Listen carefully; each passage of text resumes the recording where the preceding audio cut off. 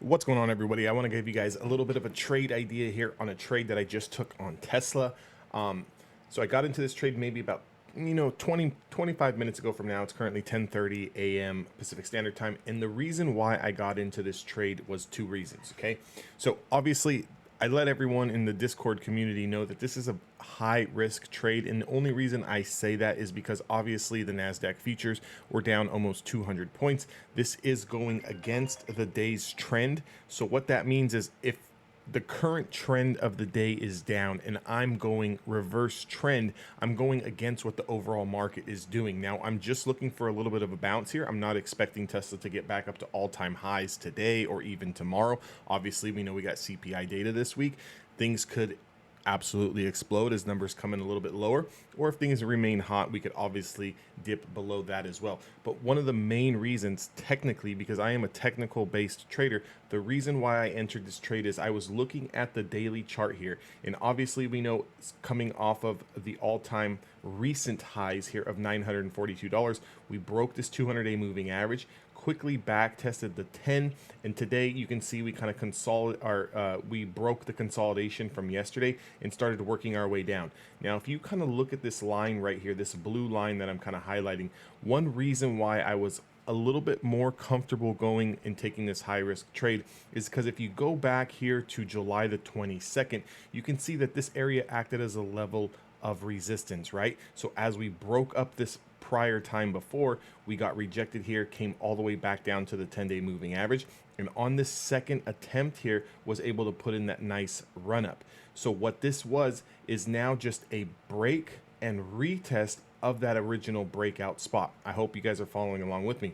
Also, this linear regression is going to act as a demand zone. So if you kind of look at what we've got below, and if I could just blow this up just a little bit more here, you can see this linear regression line here is going to act as a level of support. I just explained why it's going to act as a level of support, but also it's a very high risk trade just due to the fact that I'm going against the day's trend, which is obviously down. So this doesn't have to bounce from here. It could break this level and come right down here to around $831, which is going to be the 100-day simple moving average. But we do also have this 20-day moving average that is sitting right here as well at around 829. So I do know that I have some support below me, but the thing is this: with a stock like Tesla, and especially if you're playing options and you're playing, weekly expirations, and the way that this stock can move, you don't want to give yourself from 835 all the way down here to like 827 worth of room, right? Depending on your account size.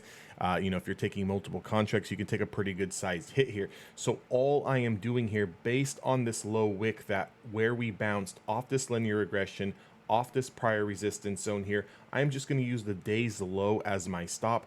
If we do lose that 837 or this linear regression at 835, depending on what that contract premium looks like for me, if we break and lose this area, I will exit the trade and I will take a break even stop or just a small cup of coffee loss. So it's a high risk in a sense that we are going against the day's trend, but it's a low risk trade based on the technicals of what's going on and where exactly I'm getting into this trade.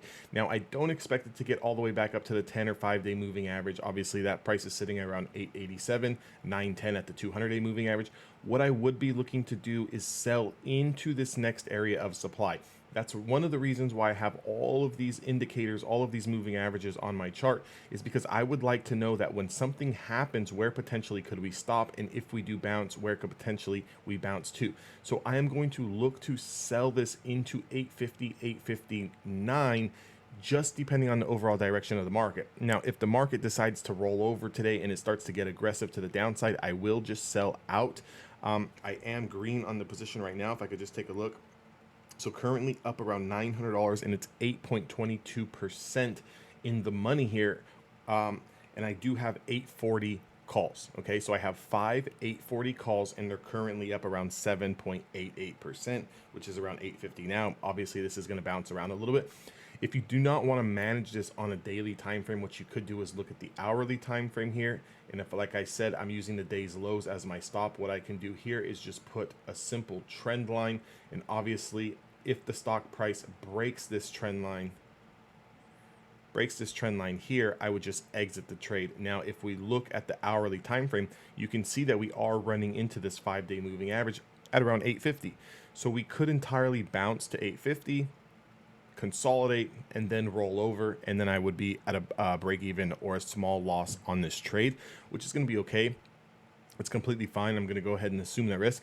However, if the price action can break the 5-day moving average on the 1 hour time frame, then it's going to have room to stretch into that 859 area that I discussed on the daily time frame.